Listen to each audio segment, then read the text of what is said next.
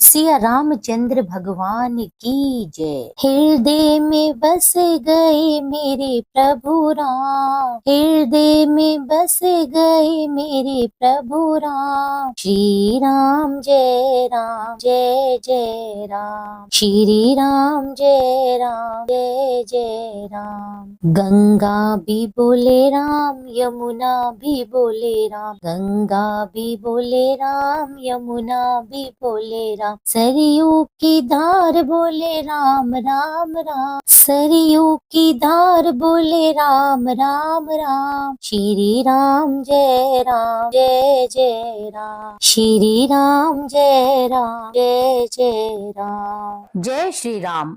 आप सभी को रामनवमी की हार्दिक ढेरों शुभकामनाएं। श्री राम की कृपा सदा आप पर बनी रहे। आज रामनवमी के अवसर पर मैं आपको भगवान श्री राम की कथा सुनाने जा रही हूँ। महर्षि वाल्मीकि के अनुसार श्री राम का जन्म चैत्र शुक्ल नवमी तिथि पर पूर्ण वर्षु नक्षत्र में जब 5 ग्रह अपने उच्च स्थान में तब हुआ था। इस शुभ व पावन अवसर पर भगवान श्री राम की कथा सुनने मात्र से ही भक्तों के सभी कष्ट दूर होते हैं और भगवान श्री राम का आशीर्वाद उन्हें प्राप्त होता है। आइए कथा आरंभ करते हैं। प्रेम से बोलिए जय श्री राम। पौराणिक कथा के अनुसार एक बार भगवान शिव से माता पार्वती ने यह प्रश्न किया कि हे प्रभु, राम कौन है? तब भगवान भोलेनाथ ने पार्वती जी से कहा, राम भगवान विष्णु के ही 7वें अवतार हैं। पृथ्वी पर श्री राम की प्रतिष्ठा मर्यादा पुरुषोत्तम तथा न्याय प्रिय राजा के रूप में है। तब ये सुनकर पार्वती जी ने बड़ी ही हैरानी से पूछा, प्राणनाथ, आखिर विष्णु जी को मनुष्य का रूप लेकर पृथ्वी पर क्यों आना पड़ा? तब भगवान शिव शंकर ने माँ पार्वती के प्रश्नों का उत्तर देते हुए कहा, राम जन्म के 5 विशेष कारण हैं। पहला कारण था सनत कुमारों का भगवान के पार्षदों को श्राप, जिसके कारण भगवान विष्णु के पार्षदों को राक्षस योनि में जन्म लेना पड़ा और उनके उद्धार के लिए भगवान को अवतार लेकर पृथ्वी पर आना पड़ा। दूसरा कारण था जलंधर की पत्नी वृंदा ने भगवान को श्राप दिया था कि आपको मनुष्य योनि में जन्म लेना पड़ेगा। जलंधर का उद्धार करने के लिए विष्णु जी ने छल से उनकी पत्नी वृंदा का सतीत्व भंग किया था। और तीसरा कारण था नारद जी का श्राप। एक बार विष्णु जी ने नारद जी को वानर के मुख में देखकर उनका हास्य किया था। और चौथा कारण मनु और शतुरूपा को भगवान ने वरदान दिया था कि प्रभु स्वयं उनके पुत्र बनकर पृथ्वी पर आएंगे। और पांचवा मुख्य कारण था राजा प्रताप भान और अति मर्दन और धर्म रुचि को ऋषियों का श्राप। ये तीनों ही रावण, कुंभकर्ण और विभीषण बने। रावण ने अपनी प्रजा पर बहुत अत्याचार किए।